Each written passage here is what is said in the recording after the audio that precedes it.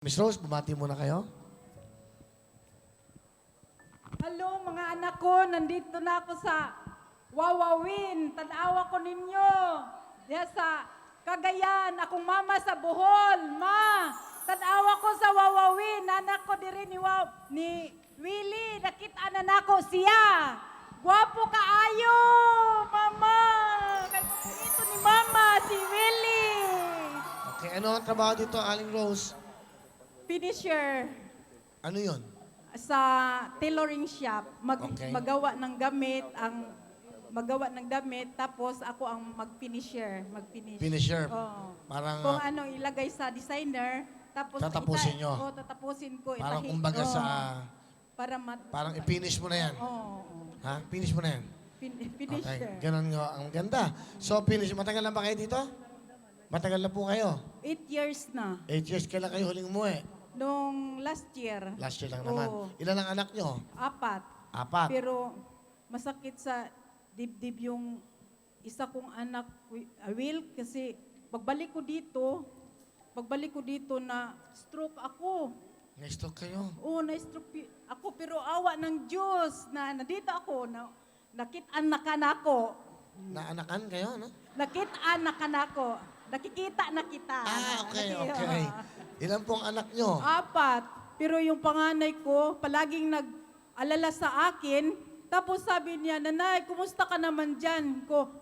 Okay na ako, nakalabas na. Tapos paglabas niya, siya na naman ang namatay. Tapos namatay siya, hindi ako naka-uwi kasi bago lang ako Namatay ang anak nyo sa Oo. Pilipinas. Oo. Nung kauwi nyo lang, na-stroke kayo. Hindi ako nakauwi kasi bago lang ako galing sa Paano hospital. yun? Paano nakaburol?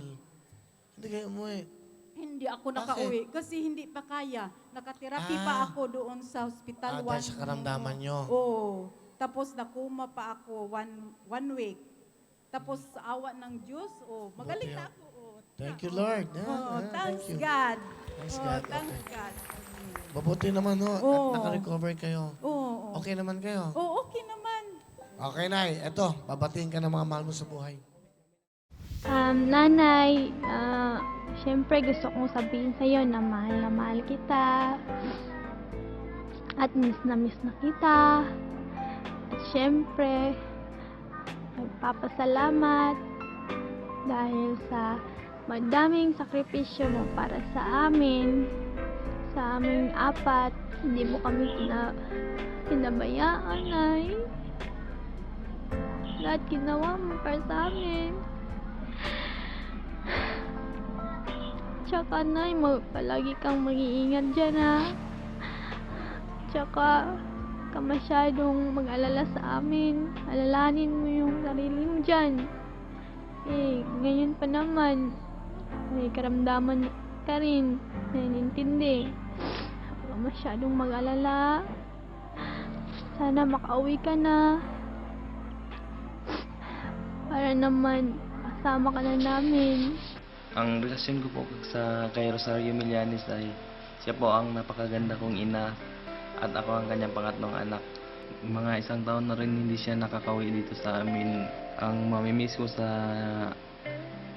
aking magandang nanay ay yung pagluluto niya sa amin na masarap at saka pag-alaga sa amin. Tapos malaki ang kanyang naitutulong sa amin sa pang-araw-araw na gastusin dahil sa kanyang padala. Nagpapasalamat ako sa iyo, Nay, dahil nagpapadala ka sa amin, hindi mo kami pinababayaan dito. Sana, Nay, manalo ka at kahit hindi ka man naman manalo, okay lang sa amin basta lang makauwi ka dito sa atin sa Pilipinas para makasama ka namin. Nakapagbatin mo? Okay, Nay. Nay, ano mensahe nyo sa inyong mga anak? Inday, I love you too. Mahal din kita. Miss na miss ni kita, Day. Ang mga anak ko, kahit bisag kuan ko ka ng may sakit, pero nag-agwanta lang jud ko ning anhi din ni Willie, kay parang makitaan yun ako siya. Kay balo ko, mga silingan nato dina sa Cagayan, kay balo ko nga paborito ninyo si Willie, na anak ko diri sa Wawawin. Nanay Rose, okay po, salamat. Ano pangalan yung anak niyong panganay yung namatay? RG. Okay lang kayo? Thank you, Will. Thank you. Thank you, thank you.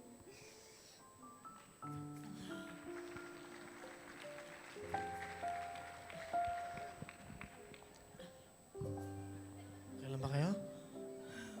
Parang nahihirapan siya. Okay lang ba kayo? Okay lang. Okay lang.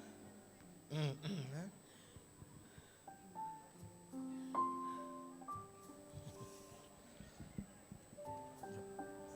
Sorry, Will. Okay lang. Okay, okay. Will, sorry.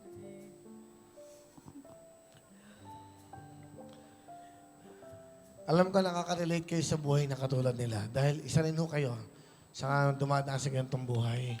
Kayo ang mga dakila, kayo ho. Kaya mas nakakagana pang mag-show, mas nakakasarap pang mag-show ulit. Pagbalik sa Maynila, mag-iisip ako kung ano pa ang pwedeng gawin sa mga katulad nyo. Kasama po ang GMA na parang may magawa kami na maitulungan ka sa mga katulad nyo. Kamukha na namatay ang anak nyo, hindi kayo nakauwi. Ang hirap po na nag-iisa kayo dito. Sino mag-aalaga sa inyo? Yung designer namin, palagi siyang nagtulong sa akin. Sino pangalan? Pasalamatan. Si Aldwin Jello. Yun ang designer namin. Ano pangalan, no? Aldwin Jello. Designer niya siya. Designer namin. Andito ba siya? Oo, nandito siya. Ayun, ayun. Yun ang palaging nagtulong sa akin, Will. Bait Doon naman. pa ako sa ospital, alam mo, pinadalhan ng pira yung panganay kong anak kasi nangailangan. Tapos, pag alam niya nga nangailangan ng pira, tapos ako doon na sa ospital, siya ang nagpadala lang 500 dirham. Kasi, nangailangan siya ng pira kasi gusto siyang magpunta sa Maynila, may trabaho siya doon. Tapos, nagpunta naman doon siya na aksidente. Sino? Yung anak ko, yung panganay kong anak. Kailan na ba gusto umuwi? Sana makauwi ko sa niya, first anniversary. Death. Death anniversary. Oh yeah, Kailan? March 23. Gusto Gusto mo ko, gusto ko. Kasi, Pap- okay naman ako, well, okay nakalakad na ako. Nung una, hindi talaga ako makalakad. Tapos nakuma pa ako, one So week. gusto niyo umuwi this coming, no? Oo, gusto ko sa first anniversary niya. Sabihin Yun ang niyo. mga, Sabihin yung sa mga anak niyo, wish. uuwi kayo. Mga anak, uuwi ako, sabi mo. Mga anak, Inday, Jis, muuli ko karong first anniversary ni kuya ninyo. Paano kayo uuwi? Paano kayo uuwi? Kung tulungan ko nimo. Tabangan ko nimo. Tulungan. Oo. Gusto niyo umuwi? Oo. Kailan kayo uuwi? March 23. Sige. Oh, Inday, si Lola, si nanay niyo uuwi sa March. Sige. Pauwiin ko kayo. Sagot ko na ang ticket niyo. Thank you.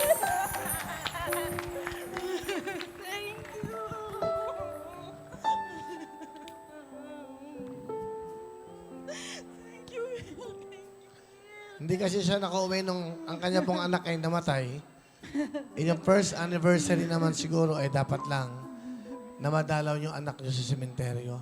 Saan po siya nakalibing? Sa Cagayan.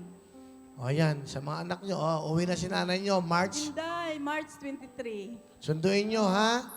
Okay na, ako na bahala. Ay, thank you. Dulce, ang kapatid ko nga bunso namin, palagi siyang nag-ano sa akin. Manang, sana matulungan ka ni Willie. Oo naman. Oo naman. Sabi ko. Sige, ako na bibili. Economy lang, ha? Economy, ha? Mas maganda sa economy. Mas mararamdaman mo mga Ay, kasama mo. okay lang. Okay Pero lang. bibigyan kita ng pocket money. Yay! Bibigyan kita ng $500. Pengin $500. Napakahirap po ng isang magulang na namatay ang kanyang anak na hindi man lang nasilip ang kabaong. 1, 2, 3, 4, 5. May ticket pa kayo sa akin. Pababuko kayo. Palapitan kayo ng staff ko. At pabubuko kayo. Well, ang importante, mapasaya kayo. At ang importante, makauwi kayo. Hindi ho siya nakauwi eh. Hindi ho siya nakauwi nung namatay yung kanyang anak. Dahil nasa hospital siya, na-stroke siya, and this is the time na madalaw niyo naman ang mga anak niyo, lalo na ho, yung anak niyong namatay. So, March 23 sa iyong mga anak, Inday, sa lubungan si nanay ha, papabook na natin to ngayon pa lang ha. Makauli na ko sa ato. Makauli na to. Makauli na ko. Makauli O, na kayong tatlo. Sama-sama na lang kayo. Ay, oo nga. Kala ko nakalimutan niyo, sayang. Ay, nako buhay. Lord, thank you. Salamat sa inyo. Salamat at ginawa niyo akong tulay sa mga katulad nila. Ginawa niyo ang instrumento, ang programang ito sa mga katulad po nila na akala wala nang pag-asa ang buhay. Habang may buhay, habang may mga Pilipinong tutulong, lagi may pag-asa. Diyan lang po kayo. Susunod na po ang jackpot round. Silang tatlo po ang magja-jackpot. Yay! Magbabalik po ang programa nyo, ang Wawawin. We will be back.